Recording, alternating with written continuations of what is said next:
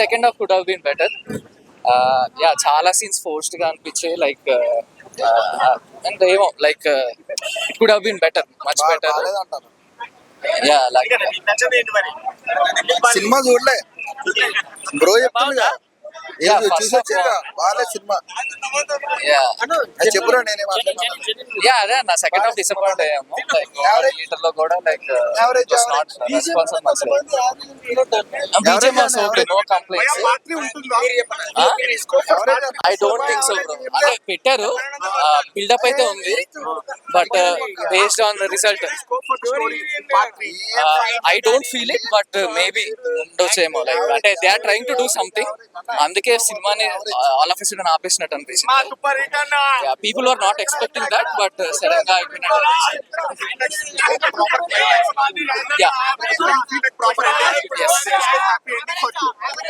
For me, yes. There is no happy ending for me. Like, and I think they wantedly kept it. Wanted గా అలా చేశారేమో, so that people will wait for third part.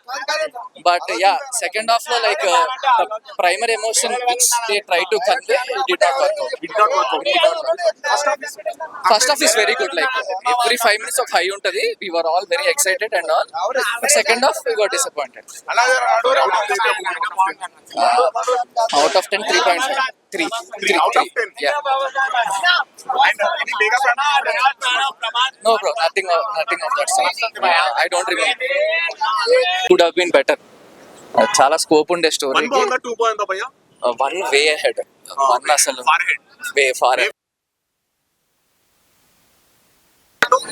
No, nothing like that. ఉంది కదా. ఉంది, but there is no issue with that. అలా వెంకటపురంలో ఉంది కదా mega family reference. ఇప్పుడు అది ఎందుకు లింక్ చేస్తున్నారు బ్రో? మూవీలో మెగా ఫ్యామిలీ రిఫరెన్స్ ఉంటుంది, ఇప్పుడు పుష్ప 2 కి మెగా ఫ్యామిలీ రిఫరెన్స్ ఎందుకు లేదు? ఉందనుకుంటా బ్రో, పవన్ కళ్యాణ్ రిఫరెన్స్ ఉందనుకుంటా. అంటే జనాలు అరిచారు, సో ఉందనిపించింది. బానే ఉంది. పుష్ప 2 ది రేట్ మస్తు ఉందన్న. సినిమాలో ఐటమ్ సాంగ్స్ అన్ని జర బానే ఉన్నాయి, కానీ షిలేల యాక్టింగ్ అంత మంచి లేదు. షిలింగ్ జర బాగాలేదు, నాకు నచ్చలేదు. బట్ సమంత అండ్ రష్మిక మస్తు చేసారు అన్న.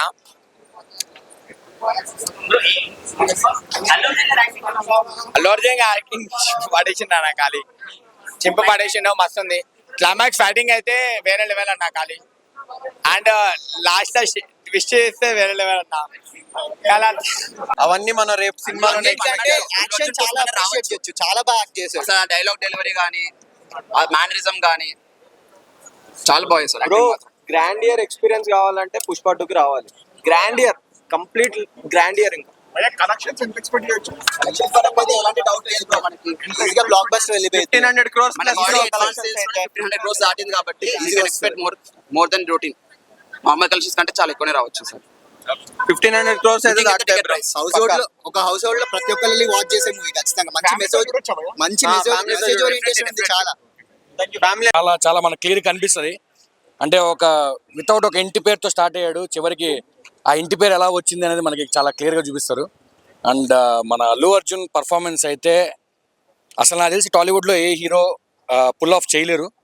అంటే చెయ్యొచ్చేమో, బట్ ఈ సినిమాలో లేడీ గెటప్ చేసి ఆ పర్ఫార్మెన్స్ అయితే అసలు చాలా అంటే చాలా బాగా చేశారు.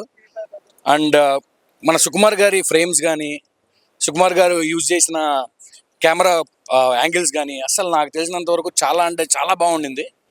అండ్ సినిమా ఖచ్చితంగా చూడొచ్చు, ఫ్యామిలీతో చూడొచ్చు హాయిగా. సెకండ్ హాఫ్ అయితే ఒక అస్సలు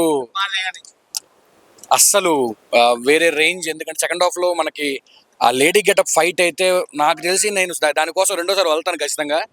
సెకండ్ హాఫ్ ఫైట్ మాత్రం, ఆ క్లైమాక్స్ ఫైట్ మాత్రం పూనకాలే అసలు. నిజంగా చెప్పాలంటే వెనక మనకి ఆ దుర్గమ్మ సాంగ్ వస్తున్నప్పుడు అసలు మనకు ఆ పూనకాలు వేరే లెవెల్లో ఉంటాయి.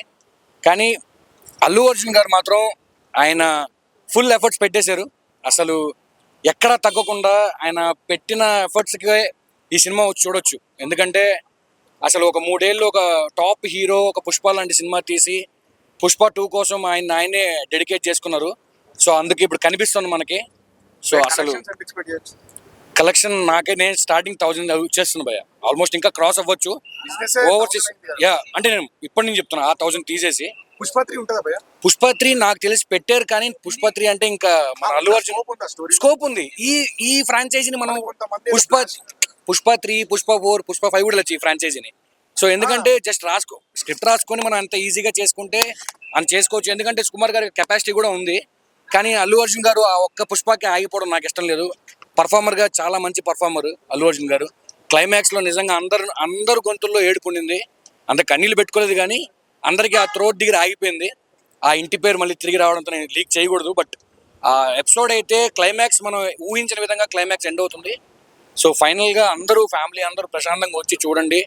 ఈ బయట ఈ వర్సెస్ ఆపేసేసి హాయిగా ఒక పర్ఫార్మర్ బాగా చేశాడా లేదా అనేది అందరూ గుర్తించి సినిమాకి రండి.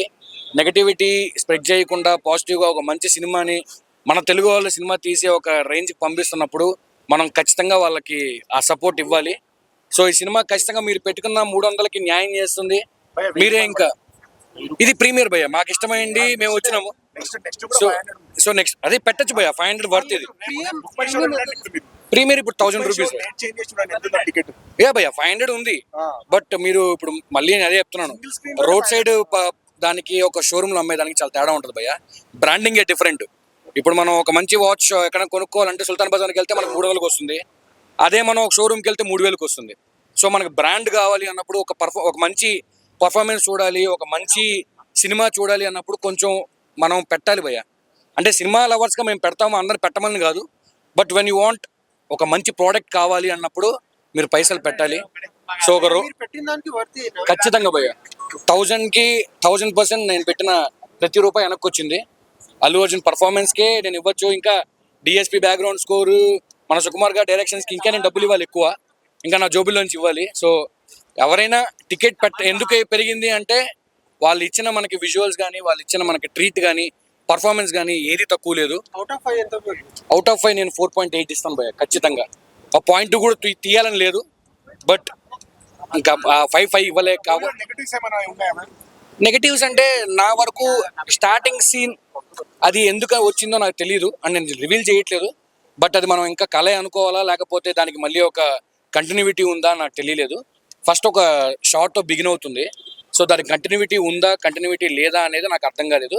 బట్ రిమైనింగ్ టోటల్ మూవీ మాత్రం బ్లాస్టే, అందరూ ప్రతి ఒక్కరు ఎంజాయ్ చేయొచ్చండి. అంటే కేజీఎఫ్ మనం కంపేర్ చేయకూడదండి. కేజీఎఫ్తో నేను